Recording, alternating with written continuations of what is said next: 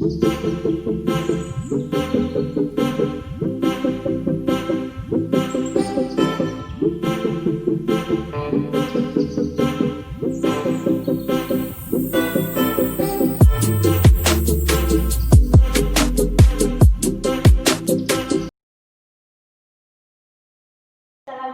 warahmatullahi wabarakatuh. Salam. Perkenalkan dulu, di sini saya Sandrawati Apriyatini, salah satu mahasiswa dari Setikes Maharani Malang, Prodi S1 Ilmu Keperawatan semester 3. Saya di sini akan melakukan penyuluhan kepada ibu dan bapak tentang apa itu gagal jantung dan bahayanya gagal jantung.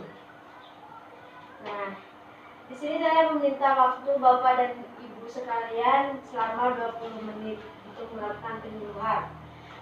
Baik, kita langsung saja ke materi. Apa itu gagal jantung?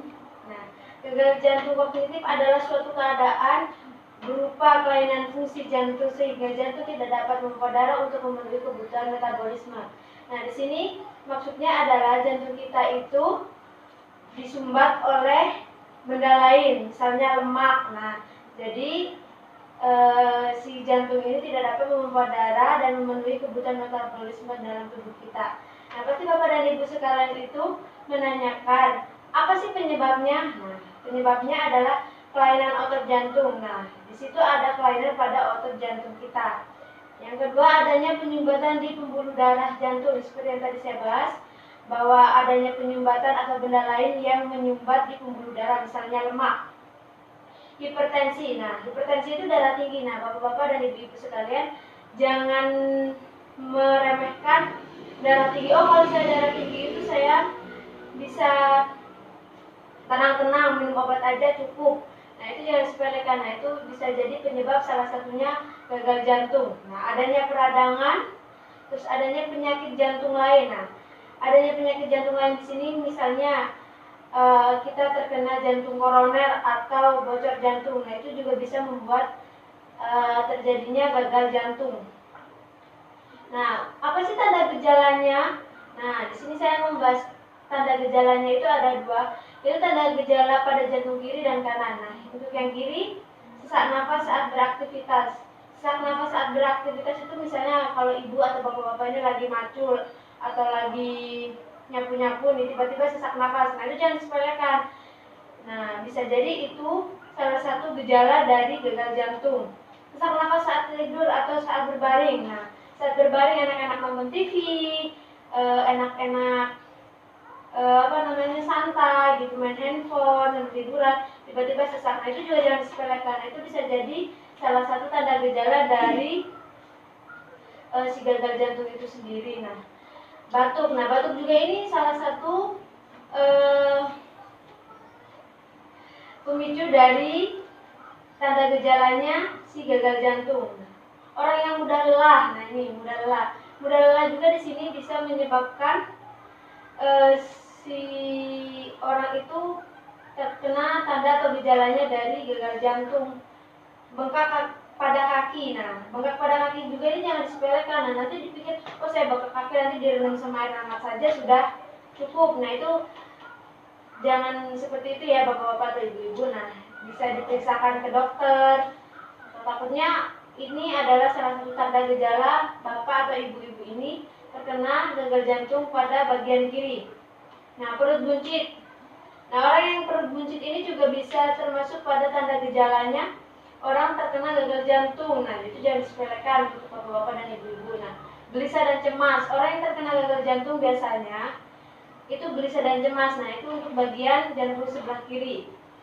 Nah, untuk gagal jantung sebelah kanan adanya pembesaran hati. Nah, biasanya untuk gagal jantung sebelah kanan ini jarang kita ketahui, soalnya adanya pembesaran pada hati. Nah, ya seperti tadi itu, salah satunya adalah perut membuncit. Terus sering kencing di malam hari. Nah, beser. Nah, besernya itu di malam hari aja. Nah, siang itu normal-normal aja. Nah, itu bisa jadi salah satu tanda gejalanya orang terkena gagal jantung sebelah kanan. Kelemahan. Jadi lemah gitu ya, tidak kuat ngapa-ngapain. Nah, itu kayak orang malas. Itu bisa jadi itu salah satu tanda gejala orang terkena gagal jantung bagian kanan. tidak nafsu makan, disertai mual. Nah, orang yang biasanya terkena gagal jantung di sebelah bagian kanan itu, dia itu tidak enak makan, terus merasa mual. Nah, hati-hati ya untuk ibu-ibu dan bapak-bapak. Bagaimana sih perawatan dari si gagal jantung tadi itu, si orang yang terkena gagal jantung itu? Nah, caranya itu simple. Yang pertama, istirahat yang cukup, terus cukup olahraga sesuai kemampuan. Nah, misalnya kita mampu jalan pagi minimal 30 menit per hari, pembatasan aktivitas sesuai kemampuan,